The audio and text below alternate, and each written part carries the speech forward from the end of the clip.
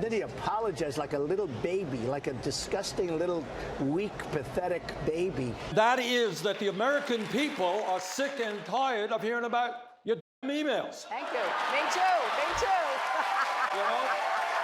Daily fantasy sports has become a phenomenon in this country.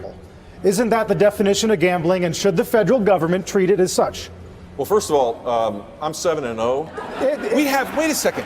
We have $19 trillion in debt. We have people out of work. We have ISIS and Al Qaeda attacking us. And we're talking about fantasy football? Can we stop?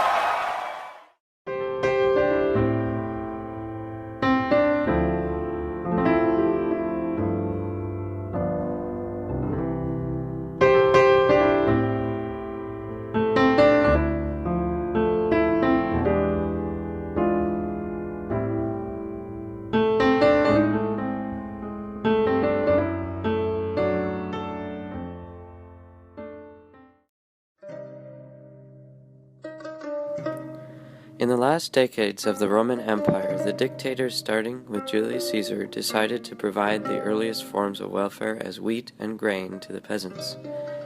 People became accustomed to receiving aid without work.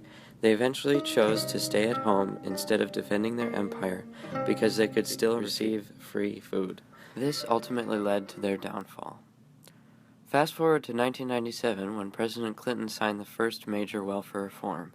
This was the beginning of programs that looked to provide aid to families in need. The programs lacked proper incentives to get off the assistance. This is ironically parallel to the Roman Empire's programs. Welfare programs are in need of reform due to their ineffectiveness. We need programs to encourage the welfare recipients to seek education and higher-paying jobs. Unemployment is stuck in a continuous cycle of low-skill, low-paying jobs. And without education programs in place, this cycle will never break. 50% of those in welfare are staying with these programs for 2 years or more. The coveted middle-class lifestyle is currently unattainable for these people. We are asking the presidential candidates to reallocate the welfare spending into more education and job training incentive programs. There is 5 times more spending on welfare than education incentive. The process of budget revision starts with a request from the President and his administration in the executive branch. The request is received by both the House of Representatives and Senate Budget Committees. They work towards a resolution with one another, and when the final product is approved by both committees, it is sent to the Enactment Committee. They implement the policy.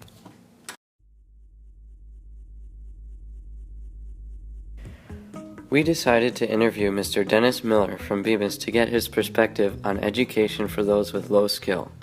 We received an unexpected response. If we do more to channel people into the workforce, then it's contributing more to the tax base, and we can use those taxes in different ways, education being one of the primary ones. I see it as a necessary. We have to have a safety net because people come across hard times in their lives, right? And shame on us as a country if we don't have a safety net out there for them.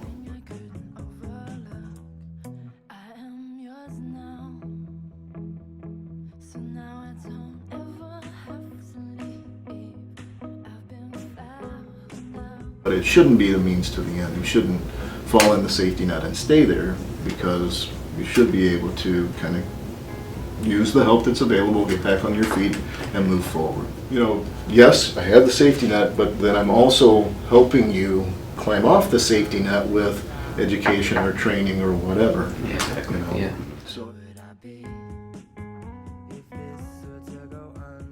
it becomes a way of life to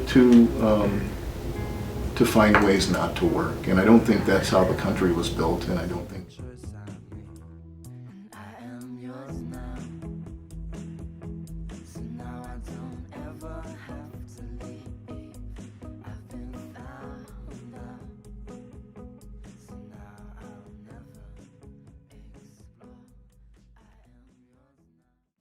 We have 2 case managers that work with them, so they work with them in whatever needs that are presented. So when people come in, they start with a 30-day stay, and then if they are not really working on their situation themselves, they may have like a contract stay where certain things need to be done, otherwise they will be asked to leave if they're not working on their own progress.